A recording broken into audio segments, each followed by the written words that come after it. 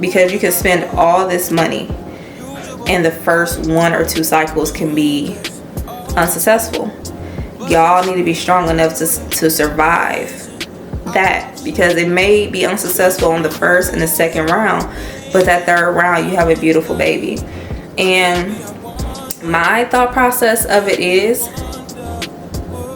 parenting is not, I feel like it can make the wrong person or the someone who's not professional feel uncomfortable, because I feel like in society people like, why are you crying? Well, this is something I really want. This is something I feel like I deserve. This is something I feel like I have been working harder for than most people. And so it is an emotional journey. And sometimes, so if you're on this journey right now, feelings be timid, okay? The way I will cry at a drop of a dime because I want motherhood so badly was,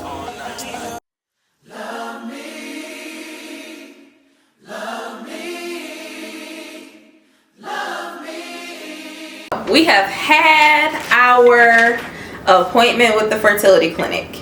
So for privacy, I'm not going to say the name of the clinic, but if you want to know who it is that I went to, then you can either DM me or send me a message or an email, and I'll tell you that way. But for this fertility clinic's privacy, and because I'm going to be disclosing how much things cost, I don't want to say it publicly.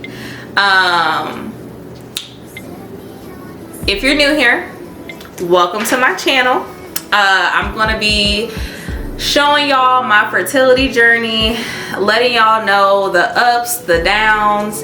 And again, the reason why I'm doing this is because I felt so alone in my searching process. There is not a whole lot of women of color showing their journey, talking about their journey, letting y'all into the days that we are crying, letting y'all into the days that we feel like we'll never get the pregnancy. And so I'm here to show y'all my journey, tell y'all my secrets, my process. So if you are around my age, I'm 28. If you are older than me, you know, if you are younger than me and you feel like it's your time to be a mom and you don't know where to go or where to start, then you are in the right place. This is going to be a positive environment, and I promise to answer as many of your questions as I can.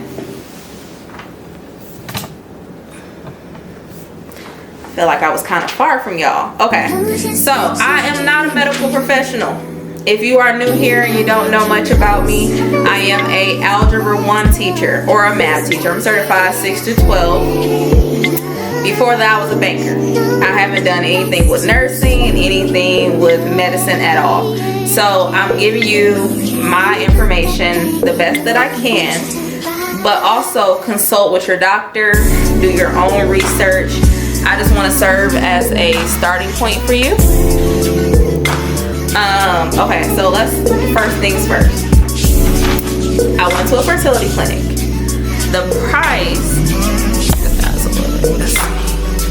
is that good? I don't like that y'all just see the top. Okay, first thing first, I went to a fertility clinic. I had a virtual appointment with them because, you know, I really don't know. I guess I could, I originally scheduled a virtual appointment because their first appointment with me wasn't going to happen until I got back to work, and in fact my second day at work. And I didn't want to start a new job and then be like, oh, I need a day off, so I asked for a virtual appointment. But they had cancellations, so they moved my appointment up. So even though I was off work for winter break, we ended up still having the same Zoom call. It cost $250 for the initial visit. As I researched many clinics, and I mean, you can only research as much as possible. Like looking at the different doctors' accreditations. They don't really tell how many people they've gotten pregnant, but you can look up the doctor's certifications and accreditations. Look at their website, see how professional website is, and also look at those reviews, the good and the bad. You know, and you also got to look at those reviews with a grain of salt, because of course people are going to be happy if they got pregnant, and they're going to be upset if they did not get pregnant. But also what I look for is professionalism, attention to detail, care of the patient, because some of these places are just in and out and you become a number really quickly. And with me being a black woman, it was really important for me to go to a place that cared about me as a person. Like, I will shop around doctors until I feel like I found a doctor that looks at Ashley and not as the patient. And I felt like I found that place. The place that I went to is located here in Michigan. And it's very close to Detroit. I believe it's on the outskirts of Detroit, but maybe like a 20-minute drive from my home. So I didn't have a problem with going to that place. My doctor that I was going to go to, or that I'm looking to go to, he is not black, but I'm okay with that. I care about the professionalism of the practice. On the call, so for $250 you pay for 1 hour of this doctor's time, and so I suggest having all of the questions that you need answered listed or written down on paper in your phone so that you can utilize that time very effectively. I didn't spend the whole 1 hour on the phone with him. I was actually only on the phone with him for 45 minutes. And at the end of he answered all of my questions that I had very efficiently, very kindly, very patiently. I did not feel rushed at all. But he answered them so efficiently, and I had all my things laid out that it really wasn't much downtime. It was like I asked one question, like for example, I asked how many cycles does he suggest I go through with IUI. Oh, I'll be back, y'all. Okay, friends, please do not be upset. The whole day has gone by. I popped out with my homegirl. We went, bring y'all closer.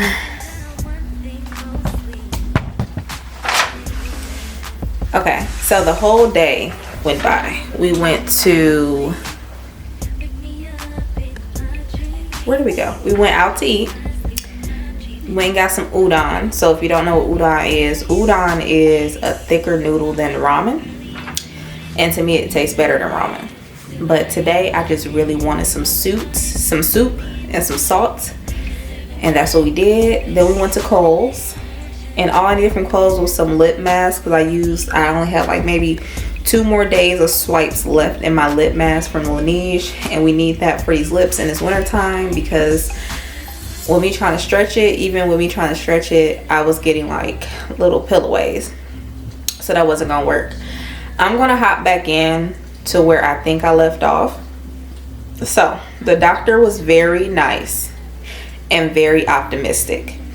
So if you're on this journey right now, feelings be timid, okay?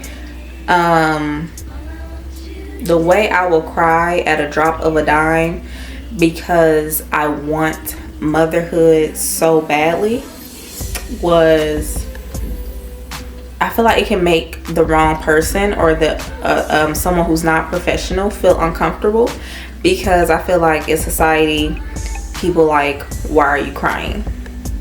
Well, this is something I really want. This is something I feel like I deserve. This is something I feel like I have been working harder for than most people.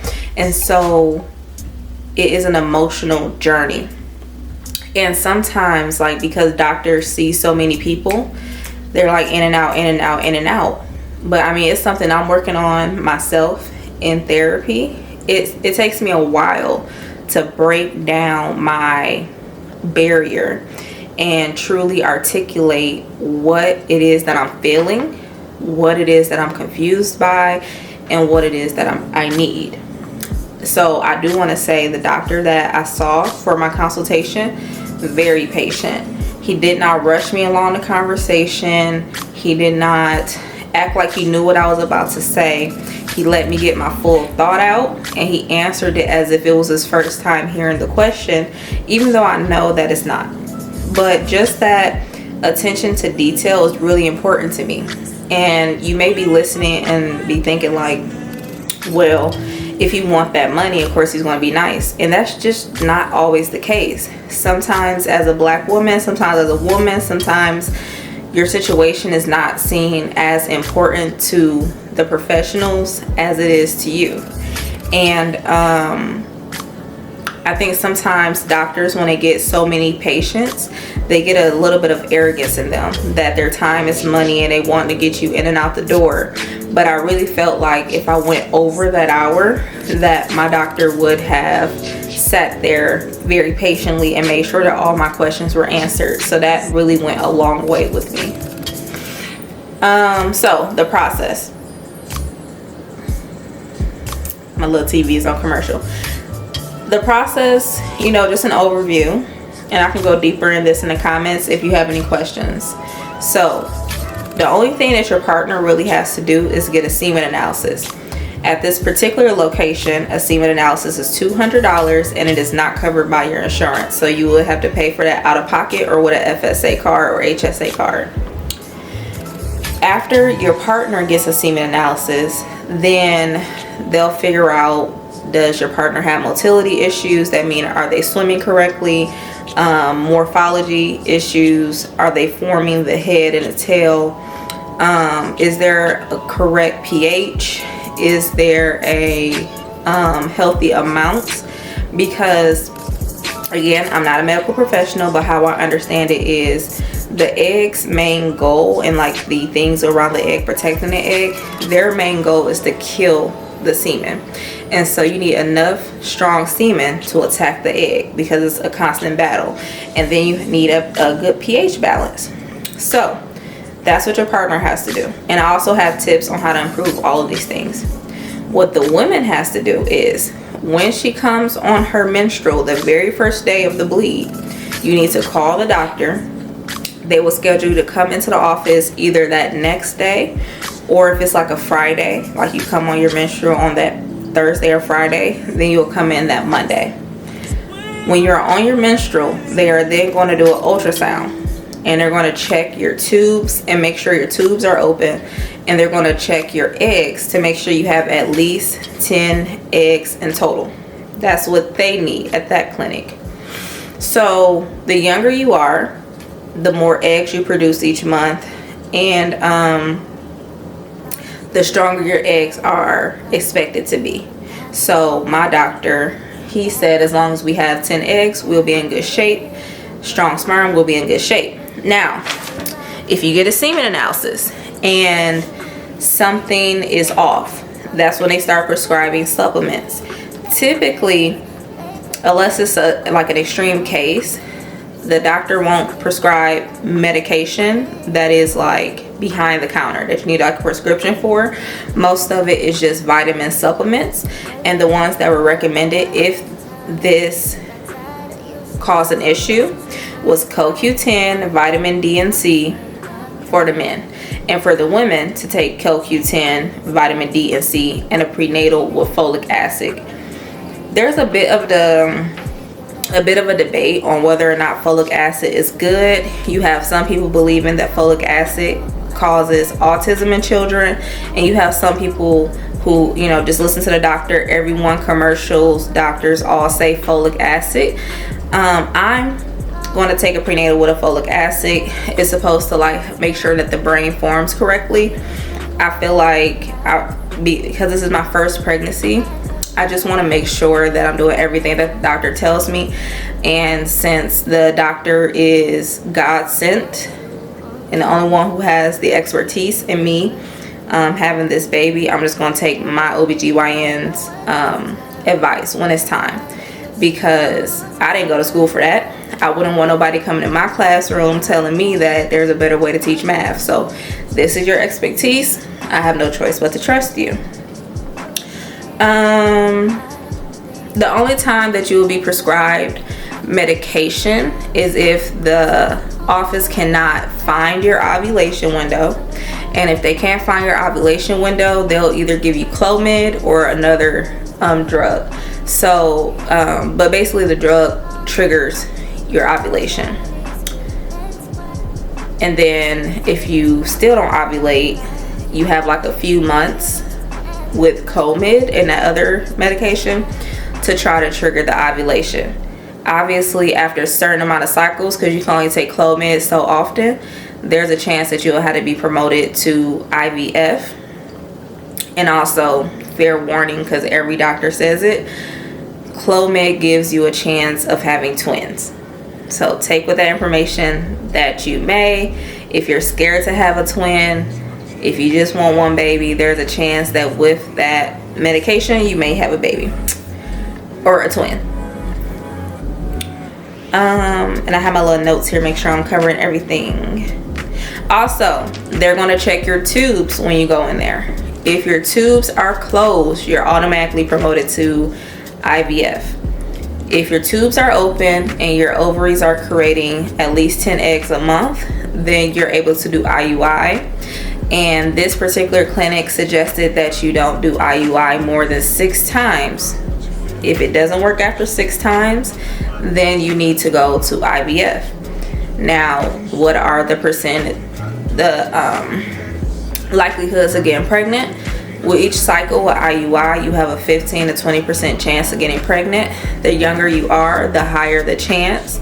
With IVF, you have up to a 60% chance every single cycle. But there are price differences. Without insurance, IUI at this particular place costs $1,850, and IVF can cost in the 20s, $20,000 to $30,000, depending on your situation.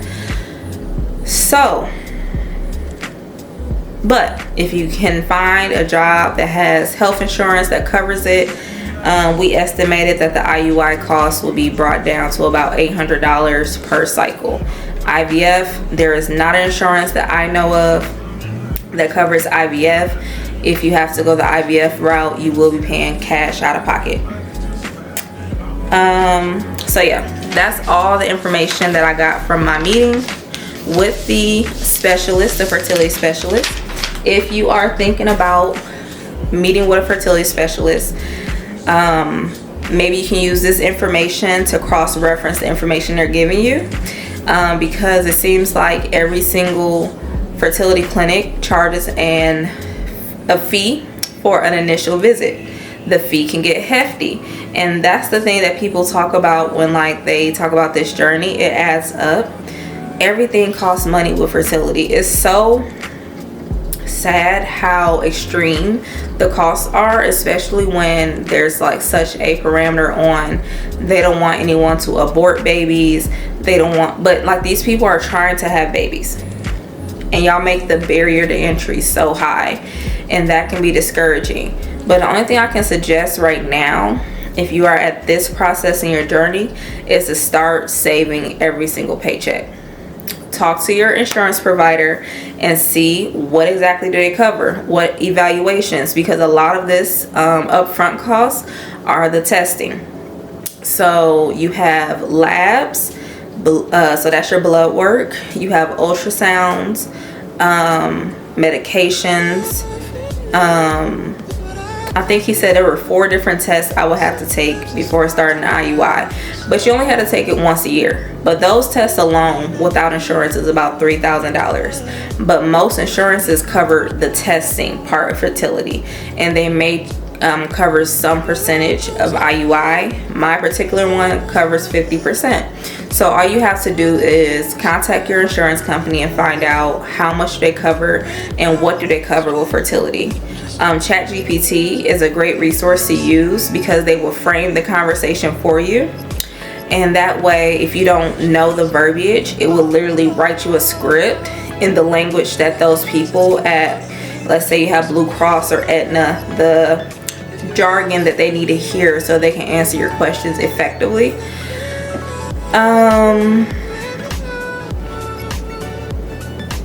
it's also emotionally taxing to go IVF and IUI. So you know, make sure you're in therapy, you have a strong understanding with your partner, because it is a heavy weight on you and your partner to go through this journey together, because you can spend all this money and the first 1 or 2 cycles can be unsuccessful.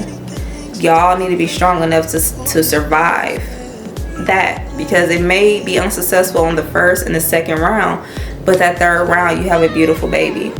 And my thought process of it is, parenting is not, it's a forever thing.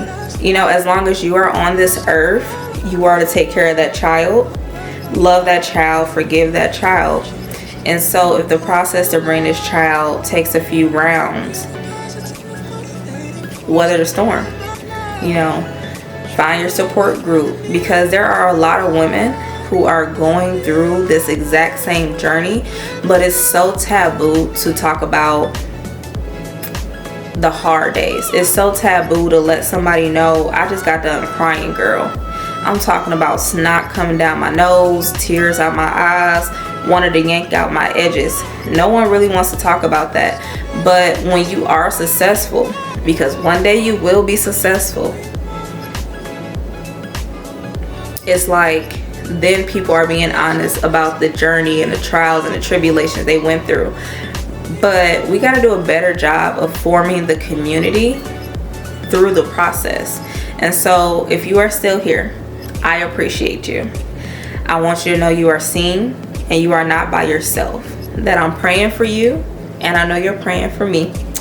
And if there's anything I didn't touch on in this video, please leave some comments down below and I will answer them to the best of my ability. Like I said, I am not a medical professional.